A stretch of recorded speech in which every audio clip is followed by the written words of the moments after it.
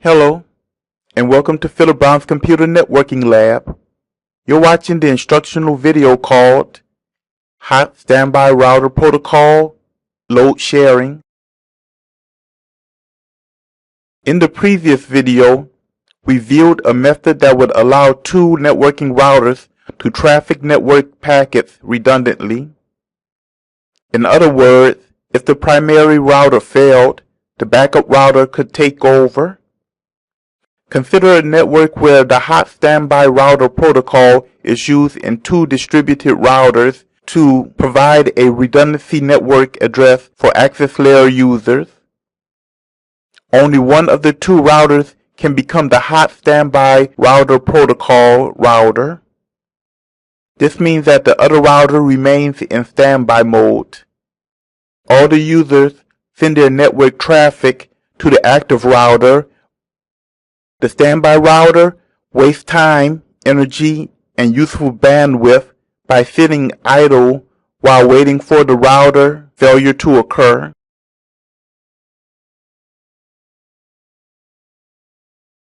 We can use both physical routers by creating two virtual routers. Router A will use the IP address and MAC address of the first virtual router, and router B will do the same for the second virtual router.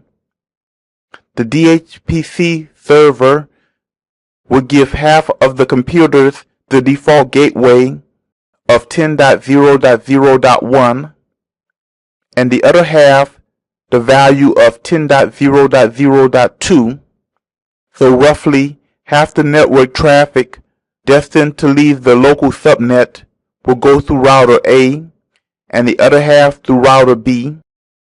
But suppose router A crashes and is unable to forward packets. Router B would then take the role of both virtual routers until the issue with router A is repaired. There is no way to load balance hot standby router protocol, but we can load share it. Here we're looking at the terminal window of router A. Let's take a look at the running configuration.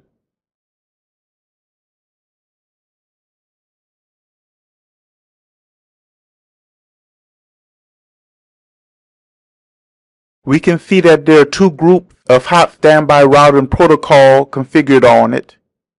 Group 1, which has the IP address, priority, preempt, authentication, and tracking.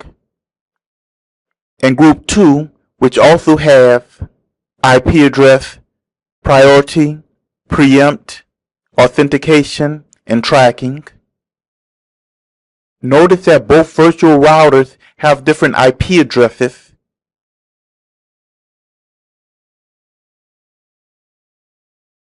And different priorities.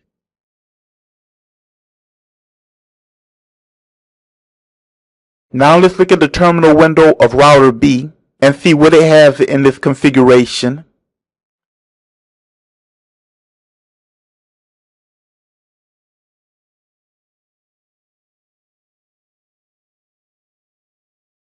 We see that Group 1 also is configured similarly.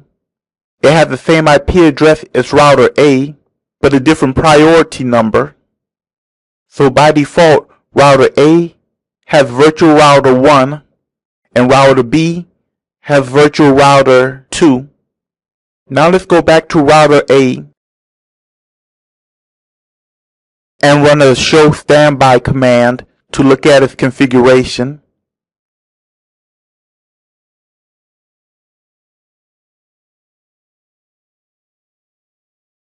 We can see with Group 1 that the state is active on router A. We can see the IP address that is using authentication, it's able to preempt, its priority, and the interface that it tracks. And we can see a similar configuration for Group 2.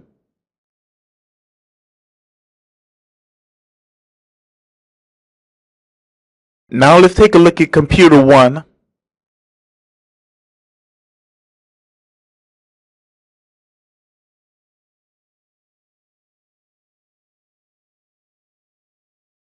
we are able to ping 1.1.1.1, which is on our internet router.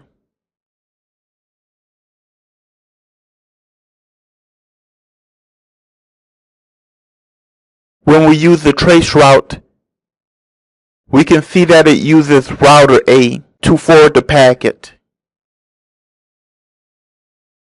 Now let's look at the terminal window of computer 2. We are also able to ping 1.1.1.1 from this location.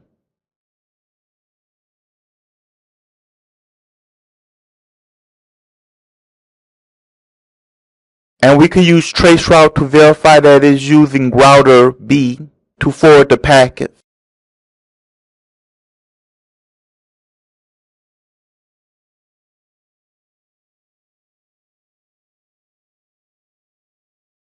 We have looked at a method of load sharing network traffic using hot standby router protocol.